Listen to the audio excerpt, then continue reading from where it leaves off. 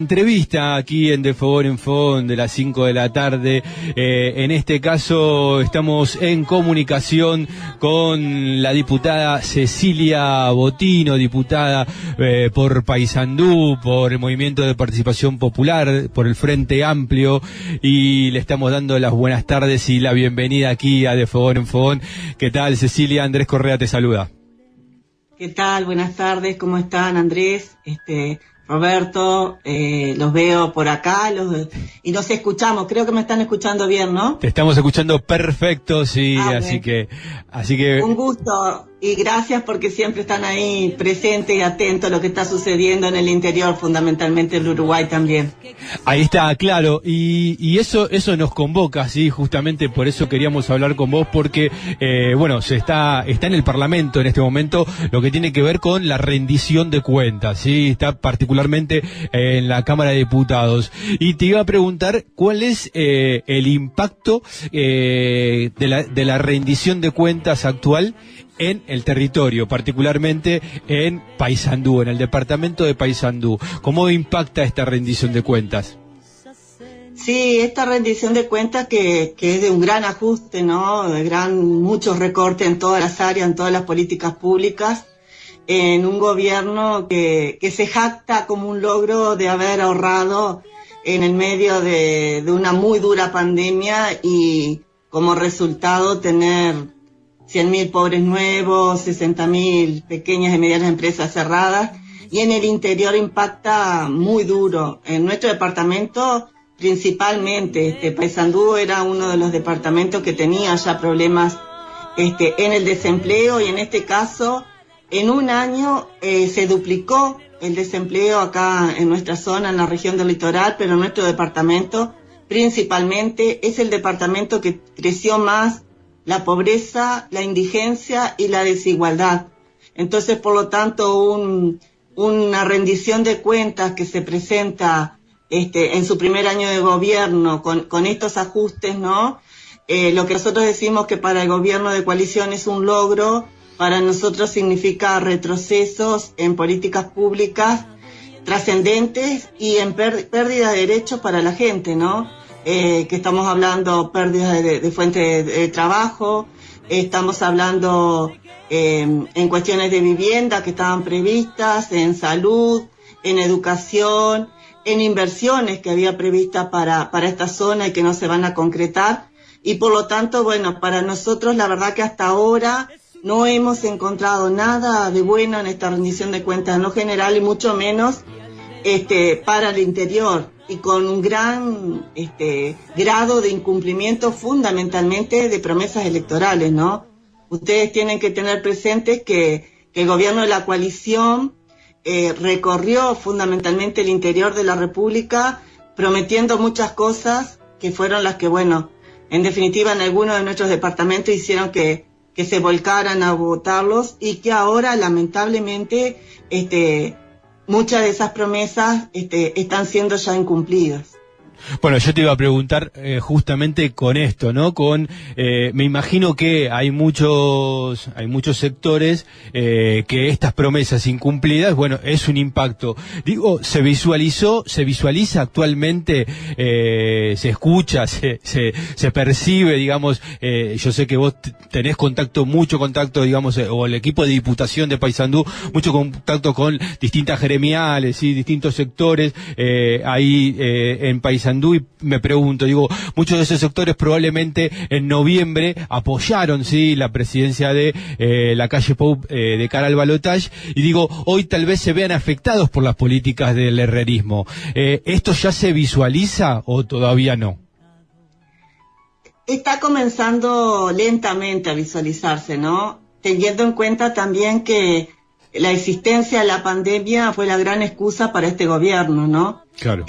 Cada cosa que no hace o deja de hacer la justifica o en los gobiernos de Frente Amplio o la justifican la pandemia. Pero en realidad los recortes ya se están comenzando a afectar en algunas áreas, ¿no? Yo hoy recorrí el interior de Paysandú, específicamente Guichón, ¿no? La segunda localidad de nuestro departamento. Y ahí en cada una de las cuestiones que hablábamos con los compañeros y las compañeras, ya están empezando a sentirla.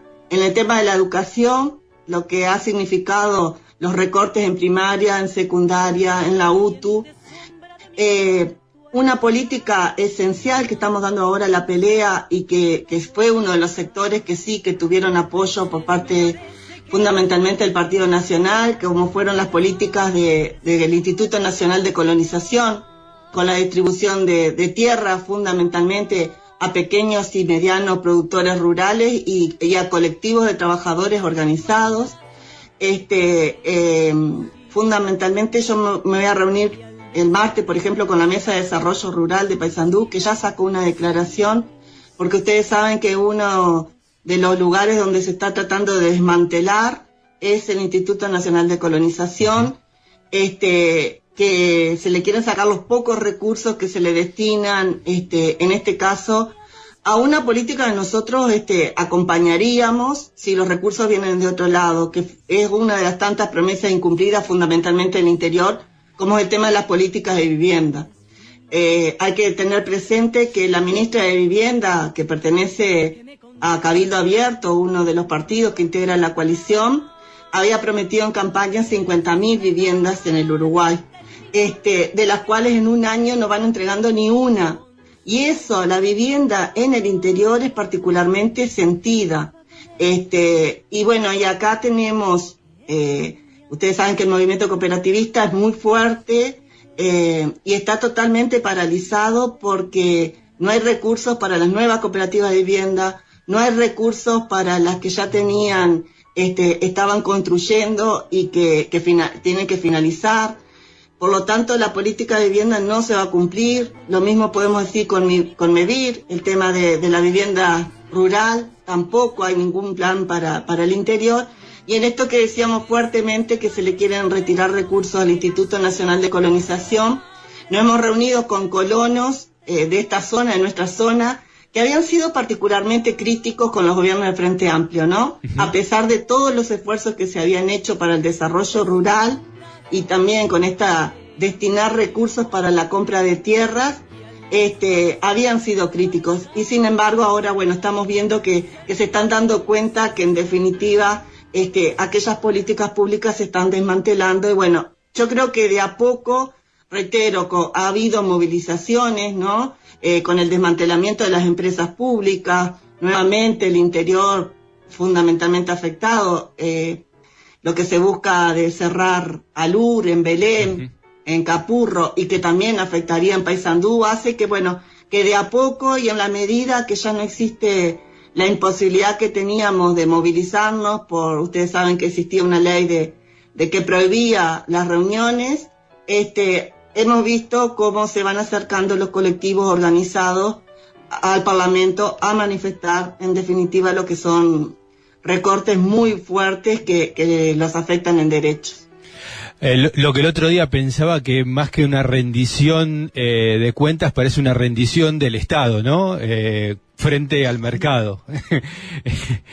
porque es así, sí. Hay una chique completamente del Estado retirarse de los lugares principales donde tiene que desarrollar sus políticas, y ahí lógicamente un gran esfuerzo para que los privados empiecen a ocupar los lugares de competencia. Fundamentalmente lo estamos viendo con el tema de las empresas públicas, no invirtiendo, desmantelándolo, generando responsabilidades que no tienen, como por ejemplo en el aumento de los combustibles, que vimos que es terrible el impacto que está teniendo en el aumento de los combustibles. Bueno, una norma que está en la ley de urgente consideración y que ahora la gente lo está sufriendo, ¿no? Porque todos los meses aumentan los combustibles con el aumento de tarifa, otra promesa incumplida, y en definitiva con una gran pérdida de poder adquisitivo, porque los salarios han perdido poder, no se están aumentando, y los salarios de los funcionarios públicos, a los cuales van atados las jubilaciones y las pensiones, también tienen pérdida de poder adquisitivo, y no se está proyectando en definitiva cuándo va a haber una recuperación. Entonces las condiciones, la verdad que son muy duras para la clase trabajadora fundamentalmente, también para las pequeñas y medianas empresas que lo están sintiendo. Y bueno, como decimos acá, el gran eslogan del presidente de la República, que era proteger al Maya de Oro, porque supuestamente protegiendo al Maya de Oro, los demás íbamos a ir atrás y beneficiados. En definitiva, ese pelotón muy grande de gente que va quedando por el camino y que no vemos que haya ninguna política que se determine a estos que, reitero, van quedando por el camino lamentablemente nuevamente, ¿no? Claro, sí, está claro. No hay un plan de gobierno, sino que hay un plan de negocios establecido por parte del herrerismo. Bastante me pareció, no sé, digo, capaz que me pareció a mí, pero digo, te ha tocado participar de muchas de las comisiones estas de la rendición de cuentas con la participación de los funcionarios, de los jerarcas, ¿no? Digo, me pareció que aludieron bastante a generalidades que no profundizaron para nada en lo que tiene que ver justamente con explicar lo que es una rendición de cuentas. ¿Esto es así o soy medio paranoico? No, es así, sí. En realidad no han rendido cuentas. Quienes establecen que se guían por la transparencia son muy pocos transparentes. Cada una de las delegaciones, los ministerios que van, le hemos solicitado, por ejemplo, el plan de vivienda, no lo contamos, fue el otro día el Ministerio de Transporte, hicimos preguntas específicamente de lo que se proponen hacer, no de lo que ya vienen de los gobiernos del Frente Amplio, que ya sabemos que están continuando las obras y las inversiones. No contamos tampoco con el plan de inversiones, fundamentalmente de un ministerio. Son los dos ministerios que tendrían que tener una fuerte impronta, ¿no? Porque en realidad, si queremos salir en la pospandemia, tiene que ser con obras públicas, tiene que ser con inversiones, y ahí la construcción juega un rol muy importante. Y ninguno de los dos pudieron desarrollar cuál va a ser su plan. Y la respuesta en todos los casos, nosotros hemos sido, la verdad que inquisitivos en la necesidad de que se le rinda explicaciones, no solo al Frente Amplio como fuerza política de oposición que tiene un rol de contralor para jugar en el Parlamento, sino a la gente, en definitiva, reitero, a la que se le prometió tanto y de la que se le está incumpliendo. Pero han sido generalidades, nos han dicho, bueno, esto se lo vamos a acercar después, o si no corresponden a las comisiones especializadas, no corresponde a la rendición de cuentas, o si no hagan pedidos de informe. Nos pasó el otro día con Cancillería, donde ahí hubo una intervención muy importante de compañeros especializados en temas internacionales como Daniel Casciani, donde sinceramente no se le contestó la inmensa mayoría de preguntas que se le hizo. Y así todos y cada una de las delegaciones que han ido por parte del Poder Ejecutivo, que es otra forma que tienen clara de gobernar, ¿no? La verdad que quienes se dicen reyes de la democracia y del sistema republicano, en realidad se comportan como gobernantes bastante pocos afines a este sistema republicano y democrático, porque en definitiva nosotros consideramos que no respetan al poder legislativo. Claramente. Roberto tiene para hacerte una pregunta. Roberto. Cecilia, ¿cómo comparás el clima parlamentario de acuerdo a... Vos ya estuviste los 2 periodos anteriores o 3 periodos anteriores. ¿Cómo compararías el clima en el Parlamento? Y no es un clima bueno ni fraterno. La verdad que se nos está haciendo bastante dificultoso, porque aparte, como decía, tienen una característica la coalición de gobierno de que envían, por ejemplo, los proyectos de ley, siempre empezó con la ley de urgente consideración, ¿no? Y después cada uno de los proyectos los envían a último momento. Estamos legislando sin pasar por las comisiones, sin poder tener un debate y un estudio profundo de las leyes, y eso hace que nosotros como oposición una y otra vez estemos planteando que es necesario que se haga un debate con participación social, que podamos tener los legisladores y las legisladoras de la oposición del Frente Amplio, la comparecencia de los ministros justificando los proyectos de ley que envían. Fíjense que estamos sacando proyectos de ley de extensión de seguros de desempleo, donde no se va a fundamentar por parte del ministro de Trabajo cuáles son las razones por las cuales se sigue solicitando esta extensión, que nosotros compartimos, pero en realidad estamos haciendo confianza y levantando la mano sin poder tener los fundamentos, ¿no? Lo mismo, una falta de transparencia con lo que fue el Fondo Coronavirus, que fue un fondo creado fundamentalmente con el aporte de los trabajadores públicos, con parte de su salario, que no se ha rendido al Parlamento. O sea, nosotros lo que vemos es un Parlamento express, le decimos, donde el Poder Ejecutivo, que fundamentalmente la figura del Presidente de la República, ¿no? Porque tampoco la figura del presidente acapara todo, ¿no? Claro. No existe tampoco un Consejo de Ministros que actúe con fuerza y que dé las explicaciones. Entonces eso hace que el debate por momentos sea muy tenso, pero bueno, lamentablemente quedamos en minoría porque tenemos, por ejemplo, nosotros en la Cámara de Representantes tenemos 42 diputados y eso hace que, bueno, por más que pataleemos, no podemos revertir muchísimas de las cuestiones que nos gustaría. Sobre todo, hay legisladores que fueron oposición en su momento y que le reprochaban al Frente Amplio las mayorías parlamentarias automáticas que teníamos, pero les puedo asegurar que jamás legislamos de esta manera y jamás nuestros compañeros que estaban en el Ejecutivo dejaron de ir al Parlamento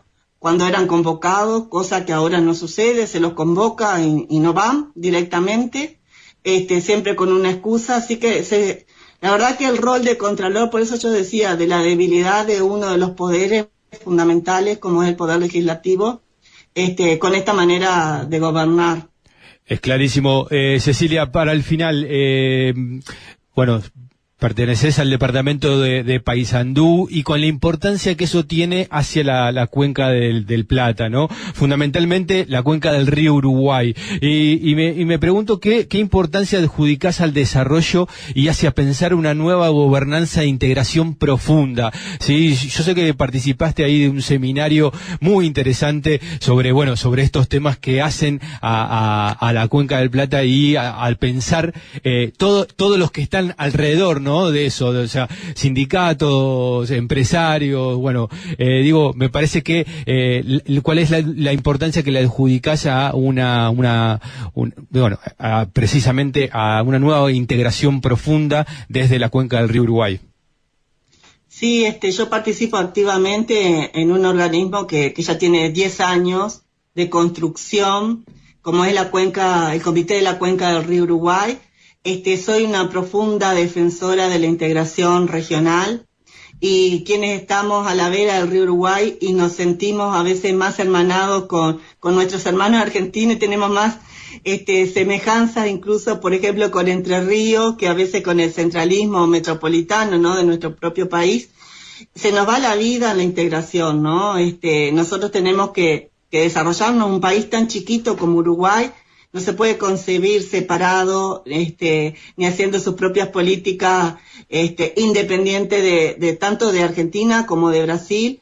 Y la cuenca del río Uruguay para nosotros es un factor de desarrollo. Por eso, creemos en esta integración, creemos en la integración, como decíamos, productiva, que tiene que mejorarse, porque en realidad no hemos logrado la institucionalidad necesaria y muchas veces nuestra forma jurídica del centralismo hace que quienes estamos incluso en la frontera tengamos dificultades de llegar a los gobiernos centrales, ¿no? En la toma de decisiones de algunas cuestiones que nos pasan en los territorios y que a veces los pueblos resuelven más fácil la integración, que después se le hace más difícil en la vía de las decisiones gubernamentales, ¿no?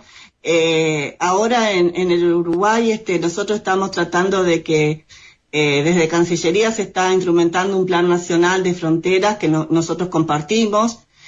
Vamos hacia una ley de fronteras que pueda prever todas estas cuestiones y reitero, en mi caso soy una firme defensora de la integración, y creo que lo que tenemos que nos está faltando es la construcción de políticas de Estado, ¿no? Que trasciendan los gobiernos, porque hay como impulsos, ¿no? Según quién esté gobernando, incluso quien esté en Cancillería y en grados menores de la Cancillería, la voluntad que se puede dar en cuanto a esta integración. Pero en mi caso, para nosotros es clave, sinceramente, para el desarrollo de nuestra región.